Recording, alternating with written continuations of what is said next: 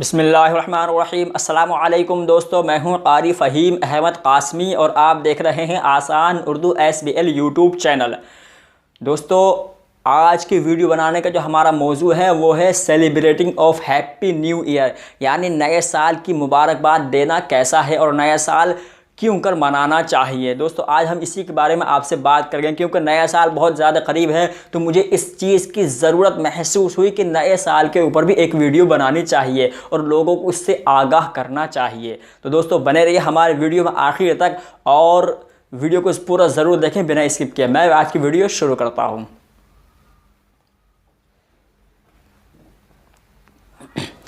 तो मेरे प्यारे दोस्तों, जैसा कि आपको मालूम है कि सन 2020 मुकम्मल होने को 3-4 दिन का वक्त बाकी है और 3-4 दिन के बाद में नया साल लग जाएगा, यानी 2021 की शुरुआत हो जाएगी। दोस्तों, 2021 की शुरुआत और 31 दिसंबर के दिन जब लोग इस चीज़ का बेहद बेसब्री से इंतज़ार करते हैं कि हमें नया साल मनाना है और पूरी रात हंगामे, म्यूज़िक, डांस और दीगर आलात को अपने इख्तियार करते हैं और पूरी रात हंगामे करते हैं और सोशल मीडिया पर भी एक हफ़्ता पहले, 15 दिन पहले नए साल की मुबारकबाद आनी शुरू हो जाती हैं और नए नए स्टेटस, नए नए वीडियोस, नए नए म्यूज़िक, नए नए जने क्या क्या सोशल मीडिया पर इशाया होने लगती हैं। दोस्तों, मुसलमानों को, ख़ासकर ईमान वालों को और उन लोगों को जो अल्लाह और अल्लाह के रसूल पर ईमान रखते हैं, उनको ये सोचना चाहिए कि ये नया साल हमारे लिए नहीं है। हमारा नया साल मुहर्रमुल हराम का होता है। हमें उस दिन अपने आप को बचाना चाहिए, यानी इस नए साल से हमें अपने आप को बचाना चाहिए। और दोस्तों, एक बहुत बड़े आलिम के कौल के मुताबिक पूरे साल में इतनी शराब और इतना जिना इन दिनों में होता है कि पूरे साल में इतनी शराब की मार्केटिंग और इतना जिना नहीं होता जितना इस दिन होता है। यानी नए साल के दिन जितनी खबासत फैलाई जाती है उतनी पूरे साल के अंदर भी नहीं फैलाई जाती।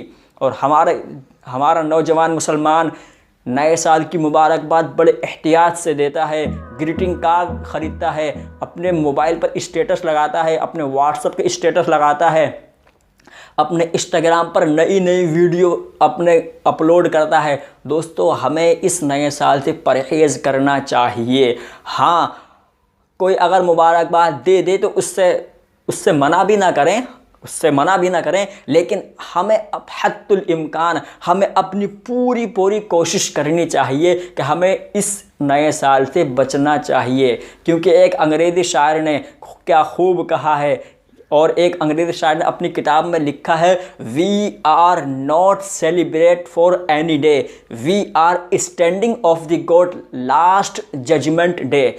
हमें कोई भी ऐसा सेलिब्रेशन नहीं मनाना जिसमें हमें अपने आप की शर्मिंदगी महसूस होती है, क्योंकि हमें लास्ट जजमेंट डे, क्योंकि क़यामत के दिन अल्लाह के सामने हमें खड़ा होना है।